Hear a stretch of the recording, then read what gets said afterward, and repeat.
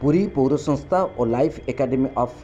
Vocational studies मिलित सहयोग में पौर सदन में आवास योजना हिताधिकारी कर्मशाला अनुष्ठित हो जाइछि। पौरपालिका निर्वाही अधिकारी शरद स्वाई अध्यक्षता अनुष्ठित यह कर्मशाला हिताधिकारी गृह निर्माण संबंधी अनुभूति और गृह निर्माण पूर्व अवस्था संबंध में आलोचना होता। हिताधिकारी माने आवास योजना रे अर्थराशि उचित समय पाइबा नहीं तर्जमा करा जायतिला। सेहीपरि कई वास्तव हिताधिकारी योजना वंचित न हुअंती से संपर्क में आलोचना होता। यह अवसर में पौर संस्थार समस्त गोष्ठी संगठिका सीएलटीसी कर्मकर्ता सामाजिक कर्मी और एसडीए कर्मकर्ता उपस्थित थे। भूल करचु ठीक करचु कौन करचु से सब जिनस से उपस्थापन करेंगे कर सारा पुणी आपणकर मतामत आसो जो मतामत आसो जनशुणी हम तार अर्थ से कागजटा शुणी हम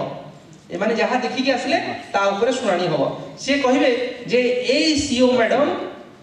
सेठी फोटो उठेवा को 15 दिन लेट करिसंती तार अर्थ एटा गोटे त्रुटि